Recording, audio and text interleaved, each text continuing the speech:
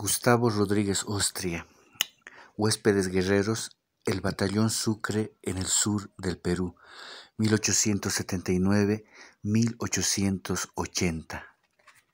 Continuamos en la página 101 con el capítulo 4, la definición de Mayo. Guerra del Pacífico. Era cada vez más evidente que el desenlace se precipitaba. Para la alianza, el problema medular y táctico estratégico consistía en cómo y dónde enfrentar exitosamente al adversario que se aproximaba.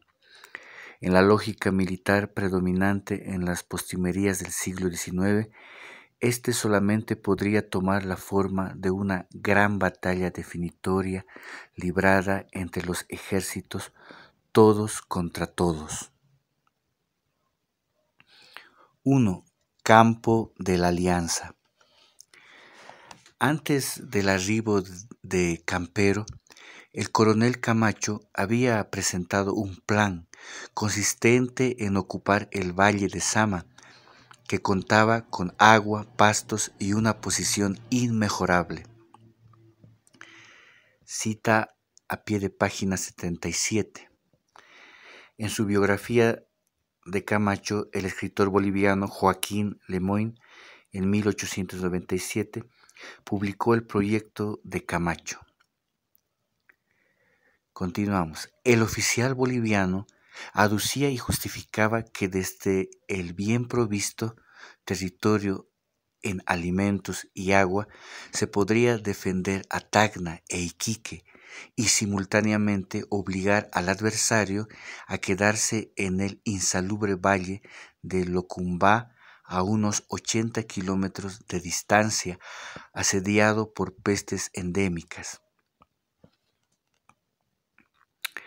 La gran mayoría de los jefes peruanos, compartiendo las instrucciones del presidente Pierola de mantenerse en la defensa de la zona de Tacna-Arica, rechazaron la propuesta que en cambio fue patrocinada por sus pares bolivianos. Entre paréntesis, Vizcarra, 1855, página 2 al 3, y Cáceres, 1976, página 53-54. Cierra paréntesis, cita a pie de página ahora 78. Dice así. El historiador chileno Vicuña Maquena advirtió que si a mediados de abril se hubiera aceptado el consejo y animoso ofrecimiento personal del jefe de la división boliviana, acantonada en los alrededores de Tacna, para marchar a abatir en detalle las columnas que llegaban a Columba y avanzaban sus exploradores hasta Sama, habría podido visitar nuestros anales militares una luctuosa fecha. Entre paréntesis, Vizcarra, 1885, página 4, cierra paréntesis, punto aparte. Seguramente Campero pensó con su presencia terciar en la disputa. Cita a pie de página 79. El general Campero fue mirado como nuestro salvador. Él discutirá ambos planes y optará por el más conveniente.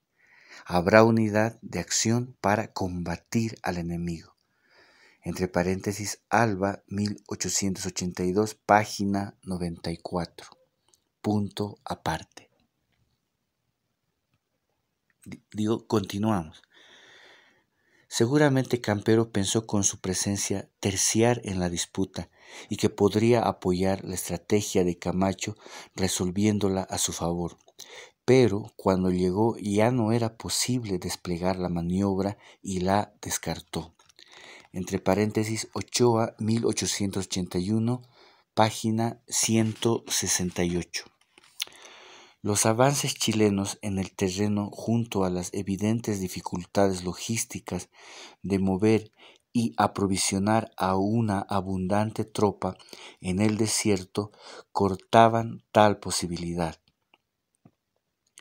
Pensando desplegar una estrategia defensiva, el domingo 2 de mayo instruyó al ejército de la Alianza trasladarse al Alto de Tacna, meseta a unos 7 kilómetros de la ciudad, a la que estaba unida por un estrecho y serpenteante sendero. Poco más tarde, el 16 del mismo mes, para subrayar el destino común de ambos países por una orden general para el Ejército Unido, signada por el propio Campero, fue rebautizada como Campo de la Alianza.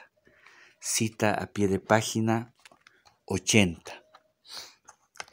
Artículo 1. El campamento actual se denominará en lo sucesivo Campo de la Alianza en recuerdo de haber sido aceptado con entusiasmo por todo el Ejército Unido, y se levantará una pilastra de piedra para eterna memoria. Punto seguido. Empero, como se dijo, sería más conocida por su nombre indígena y popular de Inti Orco. Su panorama desértico contrastaba fuertemente con los fértiles valles que las tropas bolivianas acababan de abandonar y que envolvían al también verde paisaje de la ciudad de Tacna. Reinaba ahora sobre sus cuerpos no bien protegidos la inclemencia de la arena, el viento y la desolación. Manuel Quinto Alva, civil e integrante administrativo de la Quinta División de Bolivia, la retrató fielmente en las páginas de su informe. Dice así: es una inmensa meseta que empieza a las pocas leguas del mar y va a terminar al pie de la cordillera.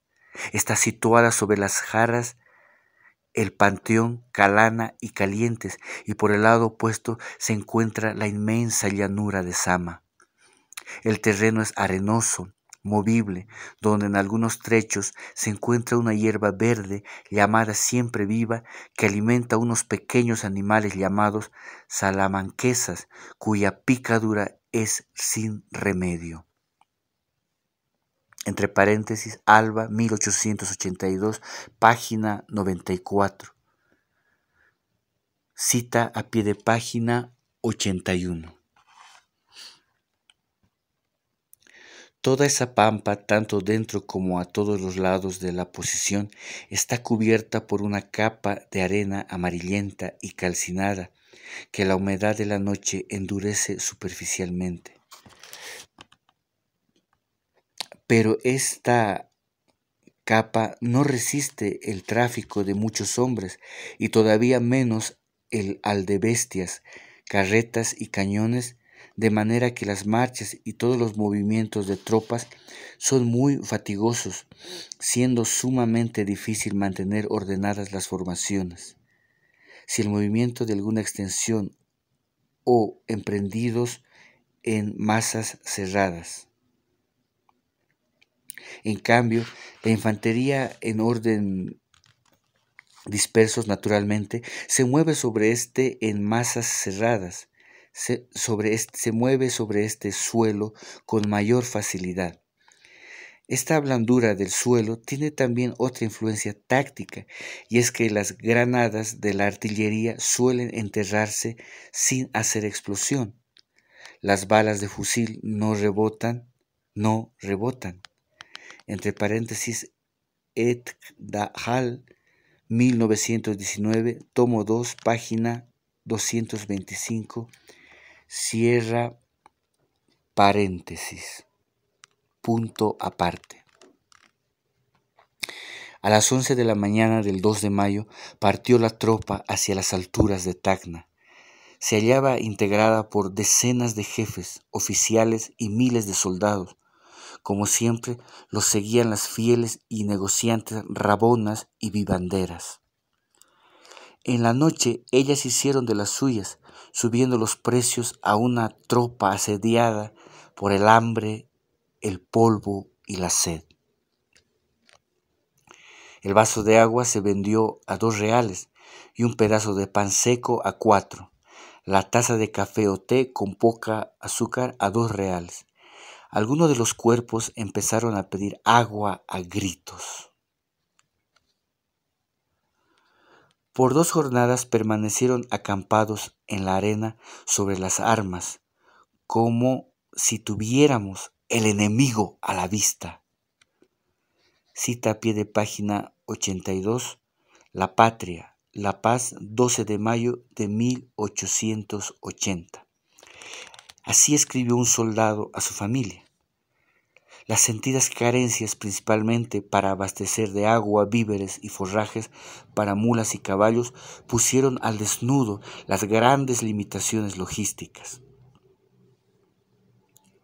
Ante la seguridad de que el enemigo no se aproximaba, el general Camacho ordenó el retorno a Tacna. La mañana del miércoles 5, tras una nueva caminata de una decena de kilómetros, ocuparon sus carpas y toldos en los suburbios de la ciudad, en las mismas posiciones que disponían antes de partir, situadas en la pampa del Panteón, hoy convertido en mercado de abastos. Mientras su ejército se preparaba, de Bolivia continuaban ingresando tropas. El pequeño escuadrón escolta de 149 hombres, cuerpo de caballería organizado en La Paz y al mando del coronel José Vallivian, hijo del expresidente boliviano del mismo nombre, llegó al día siguiente. Resultó la última unidad procedente desde La Paz en trasladarse hasta Tacna, el teatro de la guerra. Usaban chaquetas coloradas y pantalón blanco.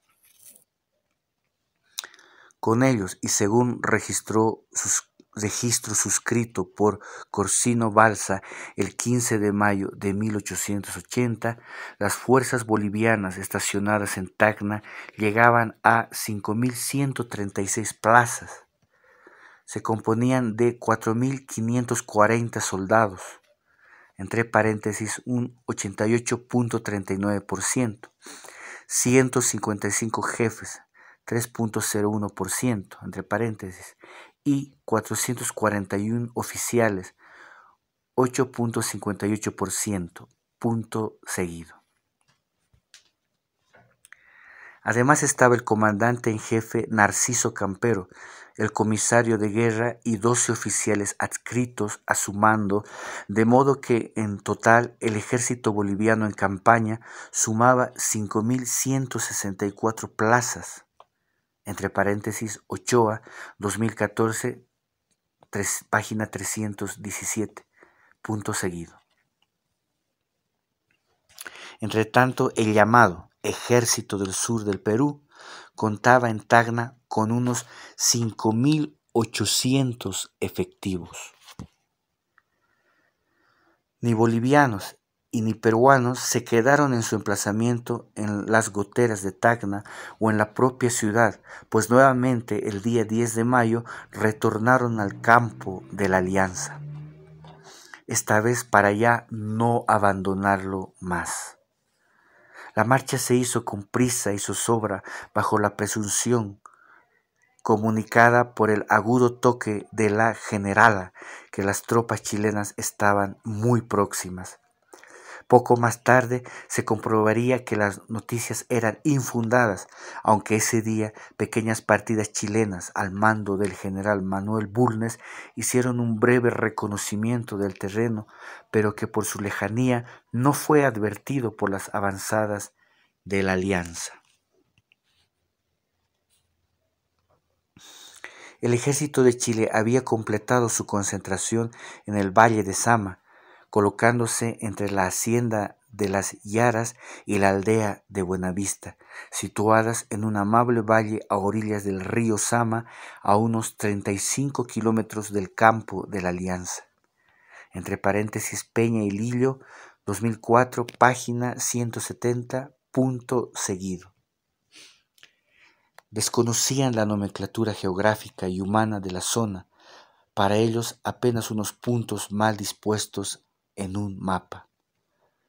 Para auscultar el perímetro circundante, 2 días más tarde, se movilizó el coronel Lagos, ayudante del general en jefe general Manuel Baquedano. Entre tanto y durante la jornada siguiente, las tropas de la Alianza también se desplazaron en busca de nuevas posiciones de combate, aunque sin abandonar la planicie del campo de la Alianza. Se trasladaron por la explanada ondulada, corriéndose hacia la izquierda. El polvo que los acosaba y la sed que los agobiaba tornaron penoso el tránsito. A voz en cuello imploraban: agua, agua.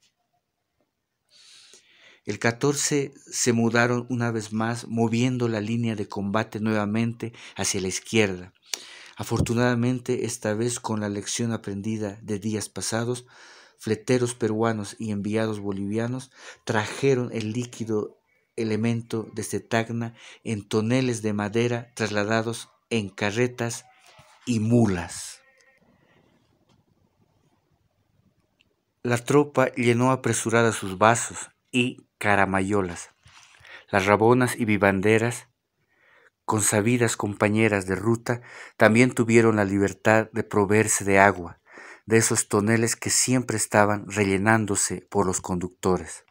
Entre paréntesis claros, 1960, página 44, cierra paréntesis, punto seguido. De sus manos el líquido elemento se redistribuía por todo el campamento boliviano al precio de unos centavos. Al día siguiente, buscando un mejor emplazamiento, hubo una nueva movilización por 1 kilómetro. El presidente Campero creyó haber hallado la mejor posición defensiva. El soldado boliviano Claros, que observaba el panorama desde la montura de su caballo, concordó. En todas esas llanuras habían morros elevados, meseta, ondulaciones de arena, y en la línea que ocupamos parecía que la naturaleza había dispuesto a propósito para el ejército aliado. Entre paréntesis, 1960, página 44, punto aparte. Se quedarían definitivamente en esa localización propia de una posición netamente defensiva, aguardando que llegara su enemigo chileno. El panorama, empero, no era muy prometedor. Estaban rodeados de fina arenisca movediza, el peor adversario de los ejércitos en las guerras del desierto, que también afectaba a sus adversarios. La arena quema los pies y el polvo penetra en los pulmones. Entre paréntesis, Vizcarra, 1885, página 7, cierra paréntesis, punto seguido. Además de los pliegues rastreros de la salvajina o siempre viva, emergían también rápidas y amenazantes las venenosas salamanquesas que se cobraron más de una víctima. Para enfrentar el reto de la desfavorable intemperie, la tropa cavaba huecos en la arena, los que luego serán aludidos por los chilenos como trincheras, en la pretensión de descansar más cómodos y sentirse más seguros. La verdad es que a duras penas se lograba protección cubierta por precarios toldos de campaña armados con sábanas y chalones, apuntalados por endebles cañas huecas. Solamente algunos afortunados contaban con carpas confeccionadas en Tacna, y en el centro de cada batallón se levantaban 4 toldos, además del pabellón del general Campero en forma de cono, con una sola puerta y engalanado por banderas peruana y boliviana. Entre paréntesis claros, 1960, página 46, cierra paréntesis, punto aparte. La semana posterior no se presentaron grandes novedades militares. Fueron otros factores adversos procedentes de la economía lo que desataron rumores e intranquilidad. Los y las habitantes de Tacna sufrían por la carencia de alimentos y la elevación generalizada de precios. El bloqueo de Arica las provisiones y encareció los precios de la harina y otros productos. Por otra parte, el ganado ya no pudo llegar del norte argentino usando el tránsito de Tarapacá, ahora ocupado por Chile. Carne fresca y charque escasearon y los precios se elevaron. Además de la carestía y la escalada en el costo de vida, también perturbaba el cierre de un importante banco y las dificultades para que los billetes peruanos sean admitidos sin grandes descuentos por la población y el comercio. Bolivianos y bolivianas no tenían ese problema, pues las tropas eran pagadas con monedas de plata acuñadas en la Casa de la Moneda de Potosí y o enviadas del mismo metal desde Lima por el gobierno peruano en calidad de contribución de guerra. Ambos dineros tenían aceptación sin reticencia por el público. Sin embargo, en las ocasiones que llegó dinero peruano, no era en metálico, sino de papel sometido a devaluaciones arbitrarias por el comercio de Tacna, que reducía su poder adquisitivo a una quinta parte de su valor nominal. 2. Días finales. Mientras aguardaban el desenlace, la tropa boliviana velaba armas, una práctica para ellos habitual que se reproducía durante el largo tiempo de su permanencia en Tacna, que para algunos ya llevaba un año. En los campamentos pasaban el tiempo retosando, apostando a los dados y los naipes, o simplemente descansaban y reían, como si no estuviesen próximos a un combate, advirtió un participante. Entre paréntesis, Claros 1960, página 46, punto seguido. Cuando podían, y los que podían, escribían cartas familiares, imaginaban poesías entre trágicas y amorosas, o simplemente meditaban sobre la suerte que les aguardaba. Hubo también días negros. El 18 de mayo, el batallón Sucre tuvo un encargo que algunos consideraron premonitorio. El coronel Federico Murga falleció tras una enfermedad tan rápida como devastadora de fiebre tifoidea, recurrente fantasma, oriundo de Potosí. En mayo de 1879 vino a Tacna con el regimiento Vengadores de esa región, pero ahora estaba adscrito al Estado Mayor. El Sucre lo trasladó en hombros al cementerio de Tacna y le tributó los honores militares correspondientes. Ochoa, 2014, página 1, cierra paréntesis, punto aparte. En medio de la certidumbre de que las tropas chilenas estaban próximas, la noticia que Moquegua había sido retomada por fuerzas peruanas trajo alivio. Como precaución, se dispuso el viernes 21 que el batallón boliviano Viedma realice un reconocimiento. El alto mando de la alianza ignoraba que sus adversarios sumaban unos 9.000 hombres, a los que habría que agregar otros 7.000 ubicados en las zonas cercanas de Ite e Hilo, haciendo un gran total de 16.000 plazas distribuidas en 4 divisiones. Cita a pie de página 83. A los anteriores 9.000 mencionados, otras estimaciones suben la cifra a 12.000 plazas. Ekdal, 1919, página 176, cierra paréntesis. Esa jornada falleció víctima de un ataque de apoplejía Su ministro de Guerra y Marina en campaña, Rafael Sotomayor, que acompañaba en primera fila la cruzada militar. Su muerte no detuvo el andar del numeroso ejército de Chile. La dirección de las operaciones quedó en manos del general Manuel Baquedano, que desde el 3 de abril ya ejercía el cargo de comandante en jefe. Establecidas las tropas chilenas entre Buenavista y Las Yaras, sin enfrentar otras perturbaciones que aquellas que provenían de desplazarse en medio de la arena y las amenazas de las fiebres, el mando chileno, una vez definida para el 26 de mayo, la fecha del ataque a Tacna, instruyó realizar nuevas exploraciones del campo adversario.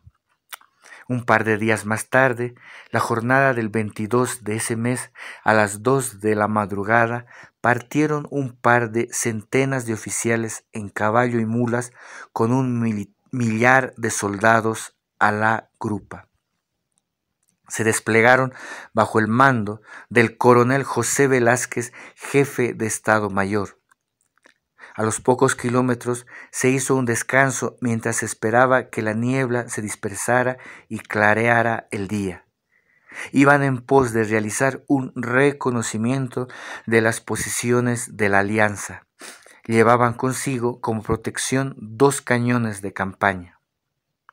Su propósito no era entrar en batalla ni liarse a tiros, sino observar el emplazamiento adversario, su ubicación y fortaleza, como medir también la capacidad de respuesta, el alcance y potencia de su artillería, para luego retirarse con la valiosa información.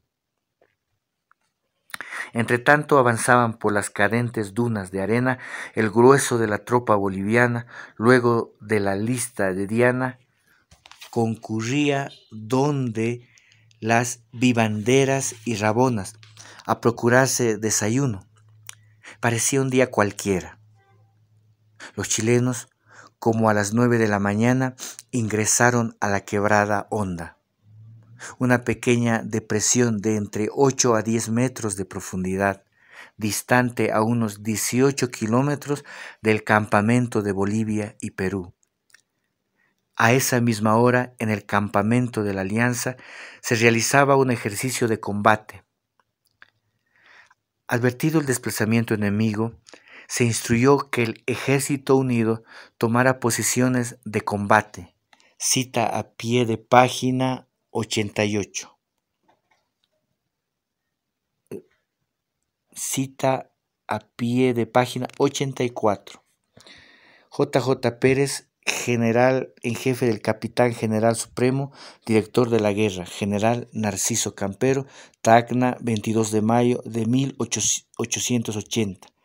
La Patria, La Paz, 29 de mayo de 1880. Punto seguido.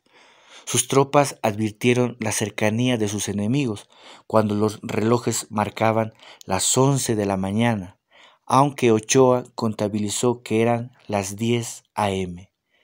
Entre paréntesis, 2014, página 312.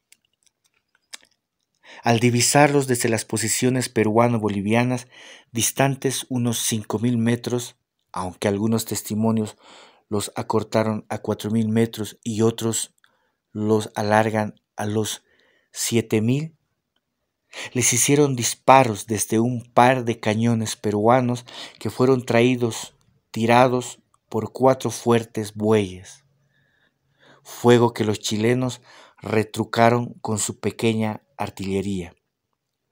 El intercambio duró como 1 hora. Entre paréntesis, Campero, 1880, página 10. Cierra paréntesis, punto aparte. Hasta aquí por ahora. Honor y gloria a nuestros defensores del litoral boliviano y también defensores de tierras peruanas. Gloria a Bolivia.